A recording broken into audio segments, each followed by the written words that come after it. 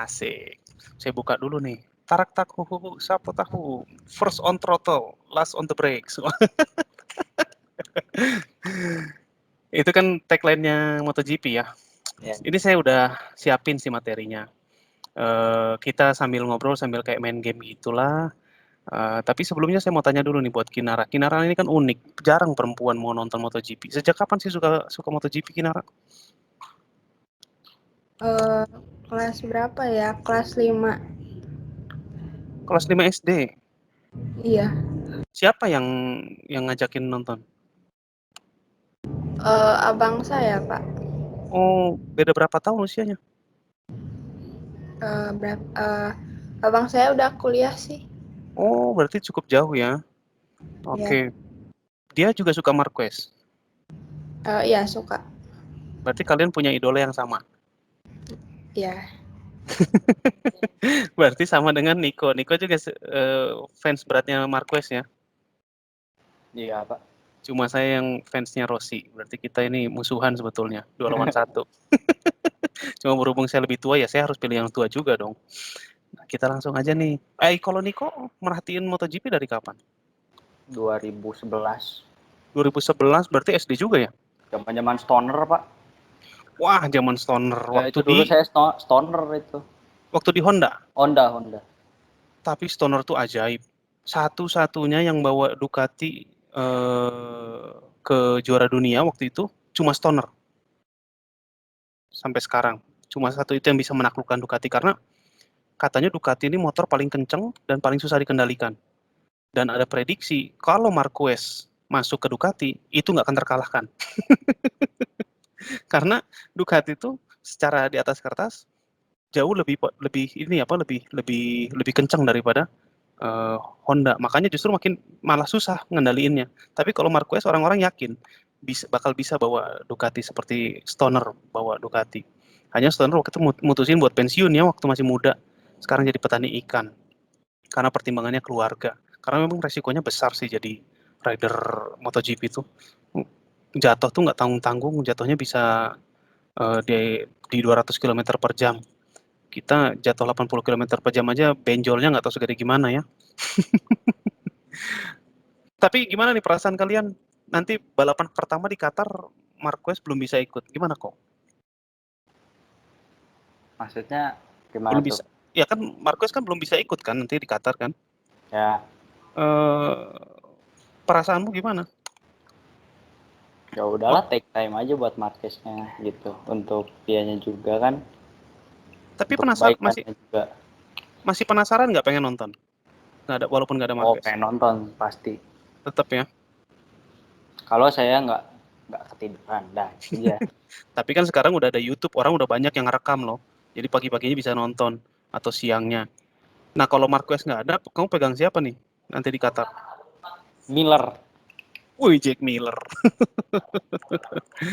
Oke, siapa? Kalau Kinara nih, Kinara gimana Kinara? Melihat Marquez belum bisa berkutik di Qatar. Ya sedih, Pak. Kenapa? Sedih? Iya. Tapi masih ada minat buat nonton nggak walaupun nggak ada Marquez? Iya masih lah. Pegang siapa nih di Qatar kira-kira? Belum tahu sih. Apa rekan setimnya yang baru? Udah tahu belum siapa satu timnya Marquez di tahun 2021? Enggak, belum. Espargaro namanya. Itu boleh juga. Tapi Alex Marquez juga patut diwaspadai. Dia tuh belakangan-belakangan itu pakai Honda mulai menguasai ya si Alex Marquez ini. Itu juga patut diwaspadai. Nah, sekarang kalau misalkan nih ya, kalau saya nggak salah di pemberitaan sih 2 seri dia nggak boleh di Qatar ya. Dua seri di Qatar di awal itu dia nggak boleh ikut. Kalau misalkan dia masuk di seri ketiga atau seri keempat, Kinara masih punya keyakinan nggak dia bisa jadi World Champion 2021? Masih kayaknya. Masih kayaknya ya. Niko gimana kok? Saya sama kayak Giacomo Agustini. Gimana tuh maksudnya? kata Giacomo Agostini kan Marquez tuh ya untuk 1 sampai mungkin 5 balapan pertamanya adaptasi dulu lagi sama motornya. Dan kata Marqueznya juga tahun ini dia nggak nargetin juara, dia cuma nargetin adaptasi lagi. Recovery lah. Ya. Tapi di sini kelihatan ya Marquez jadi lebih realistis ya. Kalau dulu kan dia kayak kemarin yang terakhir dia jatuh itu karena dia maksain kan. Kalau saya sih feeling saya dia bakal maksain, tapi ternyata dia udah agak realistis sekarang, nggak menargetkan jadi juara dunia. Tapi kalau top 3 rider world champion ada peluang nggak menurut Nico? Ya peluang pasti ada. Dan saya berharap gitu juga. Sebetulnya kalau dalam hati mah dia udah nggak sabar sebetulnya pengen ikutan. Oke, ini saya mau ada dua model inilah ya, permainan gitu. Yang pertama, ini saya kelompokin ada best rider manufaktur, kita mau coba prediksi aja, sama rookie rider. Dari mana dulu nih? Kayaknya dari rookie rider dulu deh. Rookie rider ada 3 orang di MotoGP yang masih baru, naik kelas dari Moto2 ke MotoGP.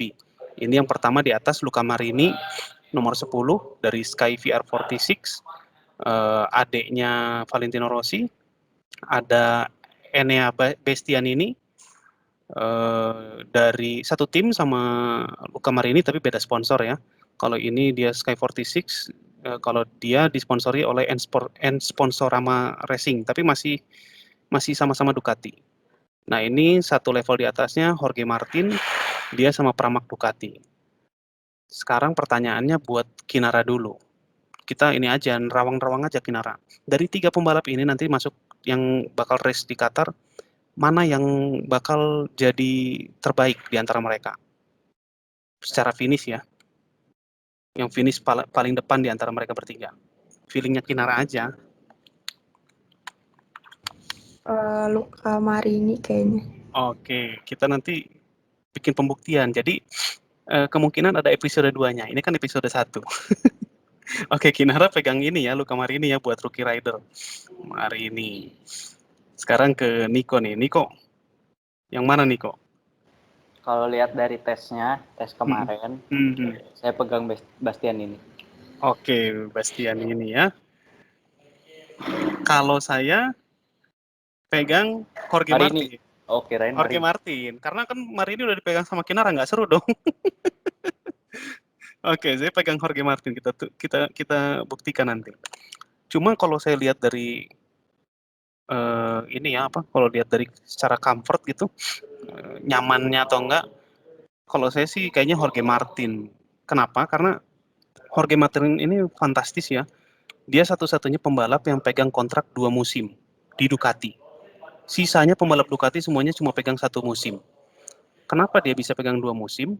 Karena ternyata si Jorge Martin ini udah sejak lama memang pengen sama Ducati.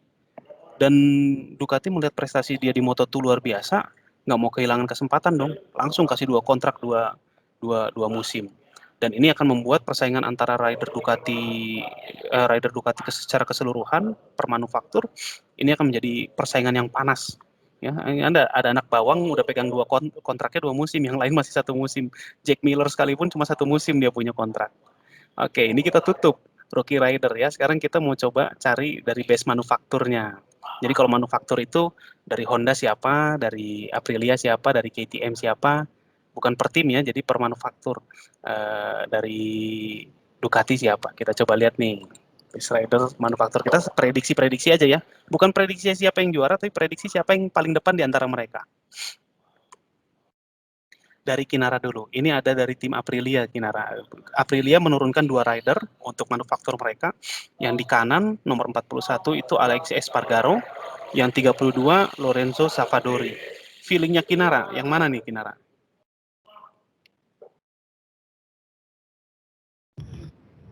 Yang 32. Savadori ya.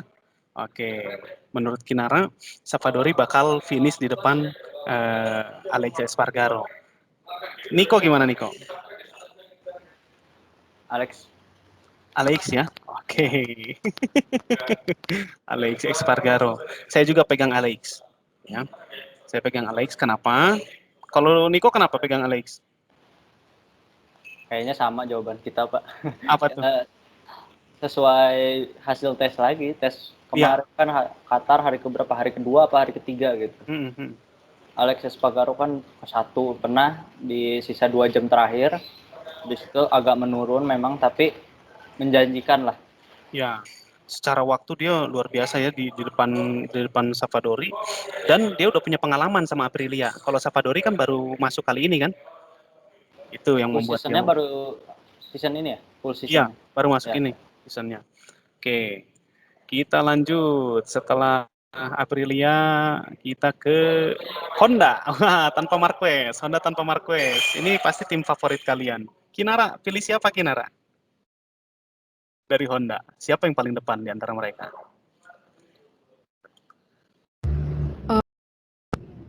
Yang 44 deh. Espargaro ya. Oke. Kalau Niko? Ya, Paul Espargaro. Paul Espargaro juga ya. Padahal dia masih baru loh di Honda. Tapi kemarin tes lumayan, Pak. Iya ya, tesnya oke. Ini Takaki Nakagami, ini saya bingung nih antara Nakagami sama Marquez, Alex Marquez. Dua-duanya mantep. Nakagami sudah punya pengalaman dan dia juga cepet banget. Cuma dia memang di mental selalu kenanya. Kalau saya pegang Alex Marquez. Saya pegang Alex Marquez. Oke, ini Honda. Kita lanjut ke yang berikutnya. Wah, KTM. Ini juga motor lagi bagus-bagusnya nih KTM nih. Dari Niko deh sekarang, kok pilih siapa kok? KTM. Susah, Pak. Kayaknya kemampuannya rata ya. Brad Binder sama Oliveira rata. Mau siapa? Pilih salah satu dong. Saya pilih Oliveira. Asik. Miguel Oliveira. Dokter gigi. Si dokter gigi. Orang jenius nih. Kalau Kinara, mau pilih yang mana? Yang 33 deh, Pak. Tadi nge-lag, Pak. Iya, keluar tiba-tiba. Sempat hilang koneksi. Niko mana, Niko? Ya, Pak. Oke, masih di situ. Kinara, KTM, Kinara. Ya. Bentar saya share screen ya. Masih ingat nggak Kinara ridernya tadi ada 4? Iya. Mau pilih siapa? Yang 33. 33 Brad Binder ya. Asik. Saya tentu karena saya ngefans sama dia, saya pilih siapa kok? Niko bisa? Bukan dong. Saya lebih pilih Petrucci. Walaupun dia rider baru di KTM. Tapi Petrucci ini jadi orang penting katanya di KTM. Jadi dia lebih ini ya, lebih nyaman katanya sih gitu. Nah, saya pilih si Petrucci. Nah, KTM ini katanya karakter motornya mirip-mirip sama Honda dan KTM ini bisa bagus, pengaruh besar dari mantan rider Honda, Dani Pedrosa, dia kan test ridernya. Padahal motor baru tapi udah bisa langsung main di depan gitu. Yang berikutnya Yamaha. Dari Niko. Niko, jagoan Yamaha siapa nih? Yang pastinya bukan Rossi. Morbidelli. Oke, Morbidelli. Kalau Kinara? Sama, Pak, sama. Wah, kita sama semua dong. Ini soalnya Morbidelli kuat banget ya, dia kuat banget. Saya juga feeling saya nih podium lah 3 besar ini Morbidelli di tangan sepertinya. Nggak ada yang mau Quartararo gitu. Pembalap hari Jumat sama finalis. Jumat Sabtu bagus melulu, begitu Minggu, waduh, ngeloyor. Nah ini nih juara dunia kita kemarin, Suzuki, ada 2 orang. Dua-duanya juga punya ambisi, tapi sayangnya ditinggali oleh pemegang kunci, yaitu manajernya siapa? David Debrivio. Debrivio itu terkenal orang yang bisa mengelola tim dengan sangat baik. Nggak tahu nih Suzuki gimana nih tahun ini. Tapi kita harus memilih. Kok milih siapa kok? Alex Rins. Rins ya. Kalau Kinara?